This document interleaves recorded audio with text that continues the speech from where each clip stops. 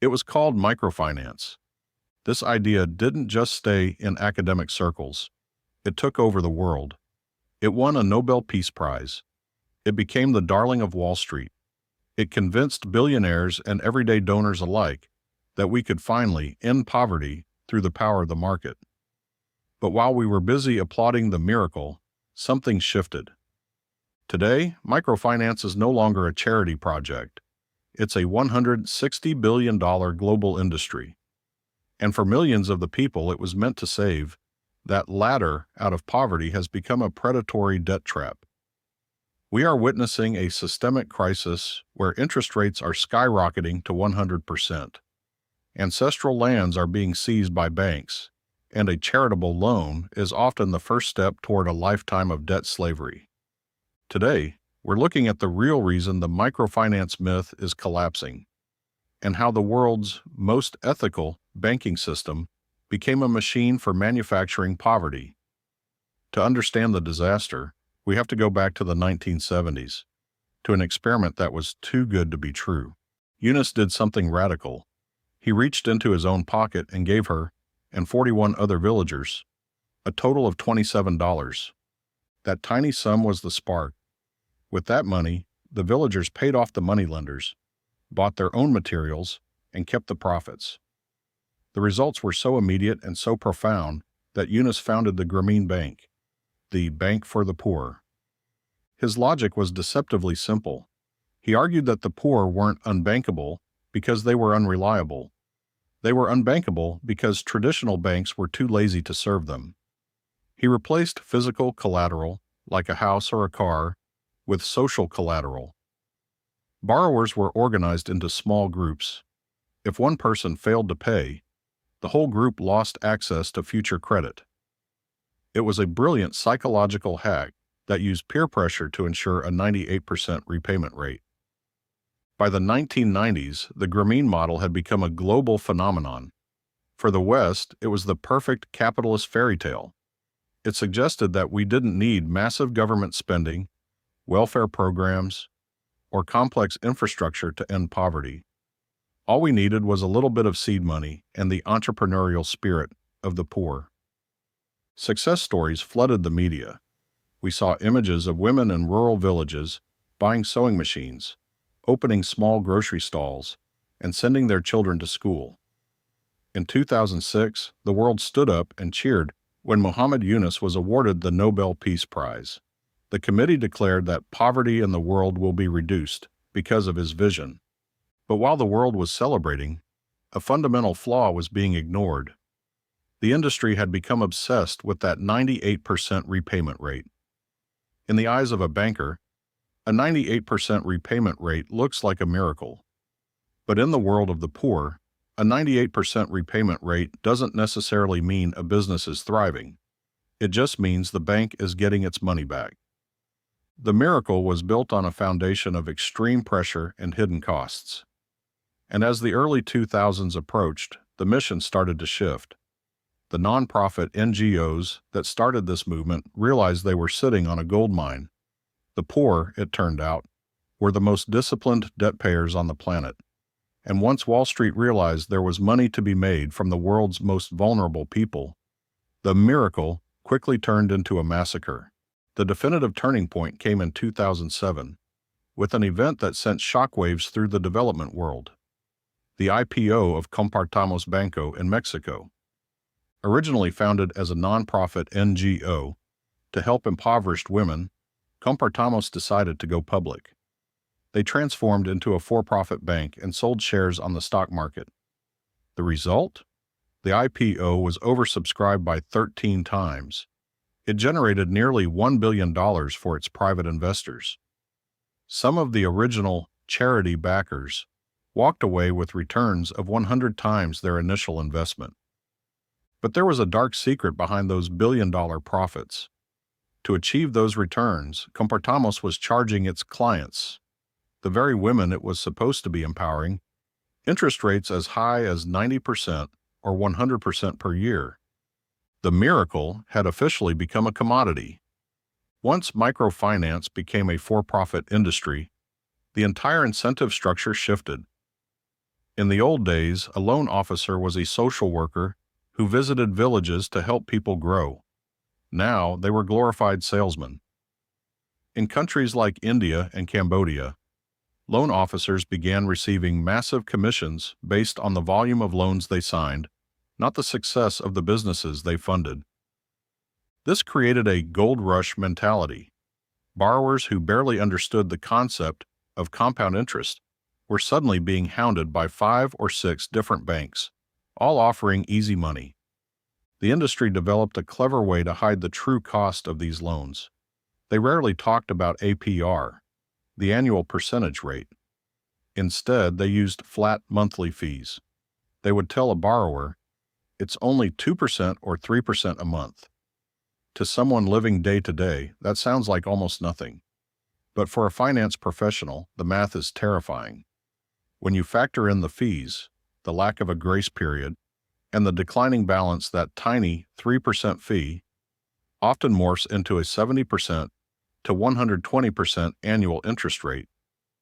For a small-scale entrepreneur, those rates are impossible to beat.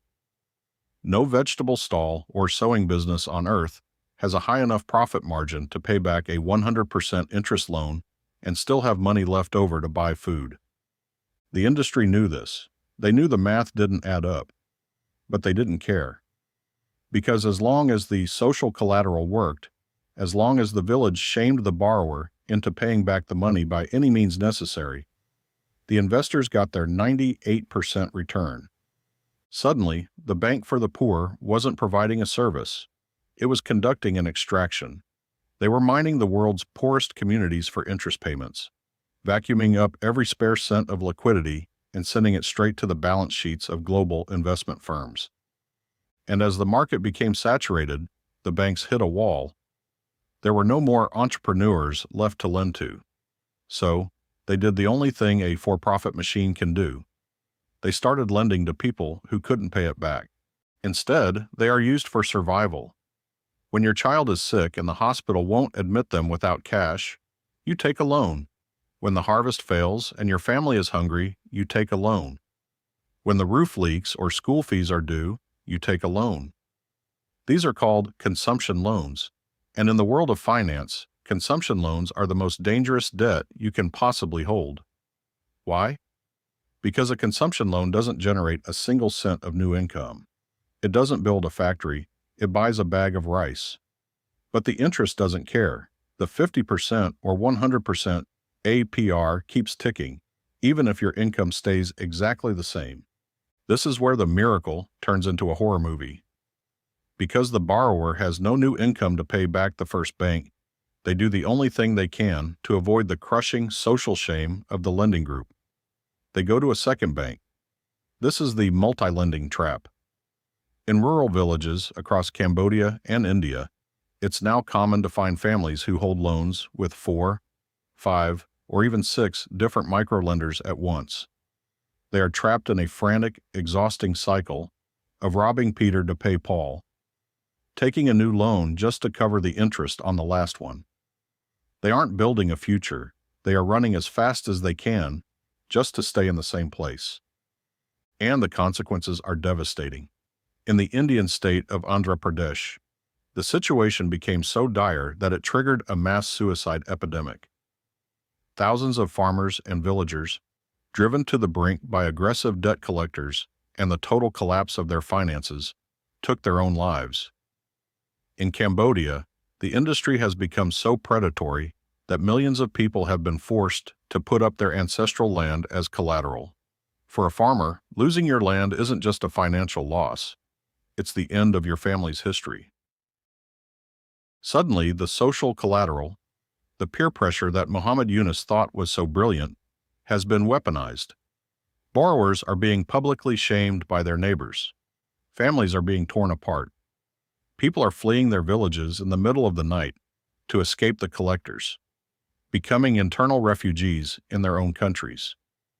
This is the reality the glossy YouTube ads won't show you.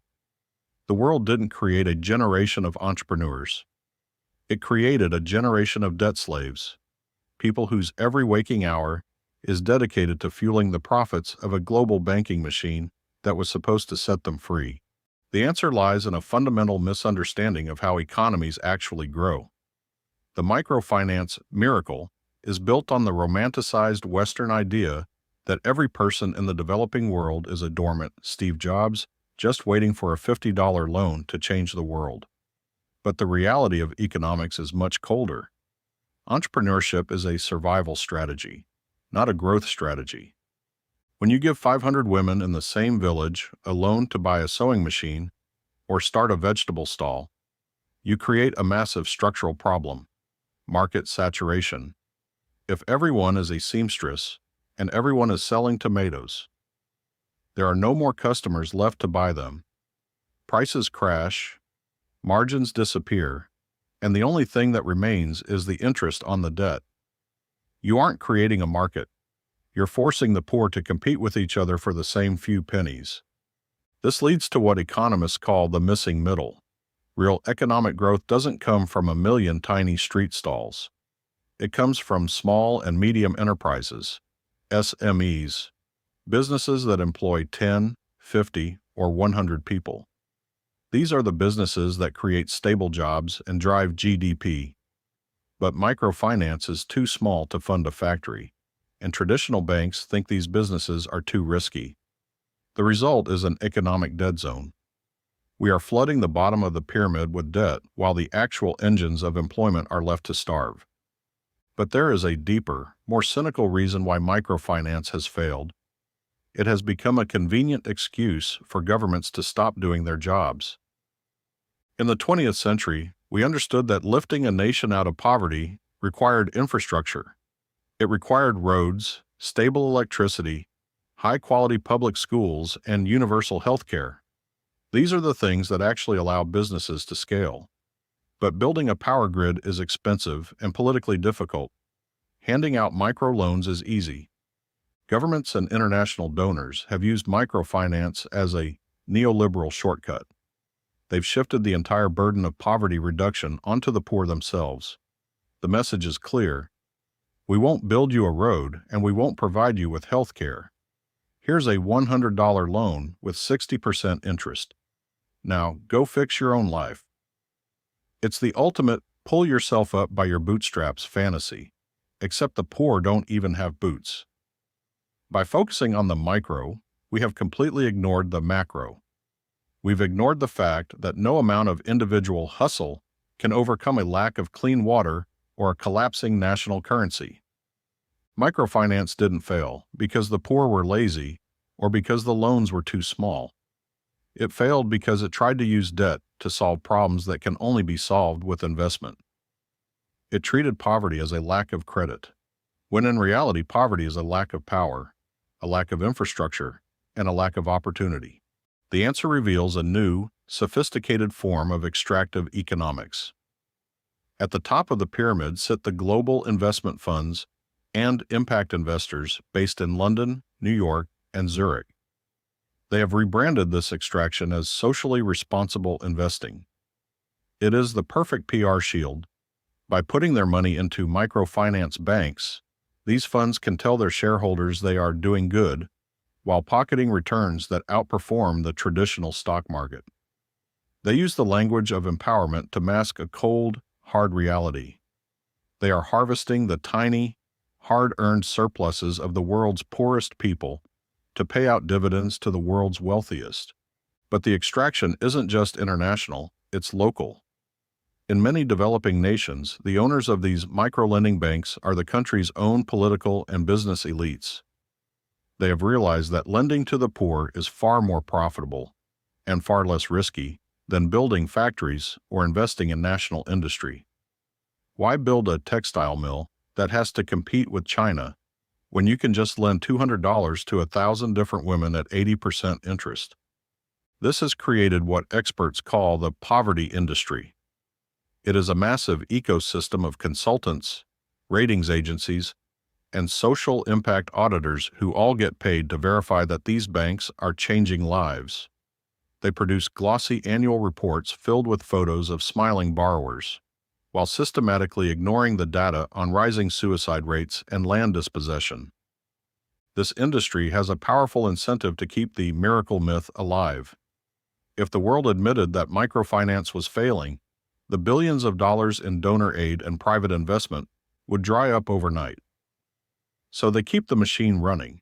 They ignore the multi-lending crisis. They ignore the predatory collection tactics.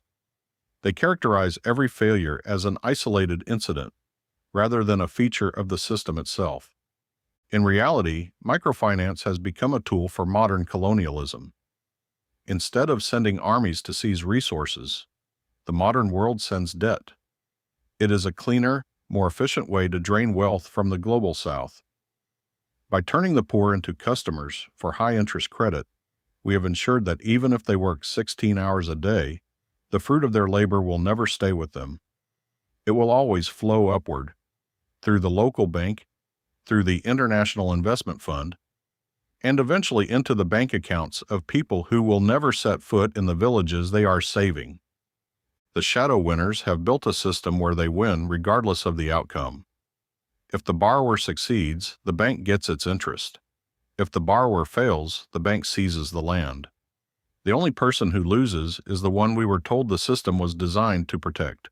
But as we've seen, you cannot borrow your way out of poverty when the system is designed to keep you in debt. The impossible state of the global poor today is the result of a fundamental category error. We treated a human rights crisis as a market opportunity.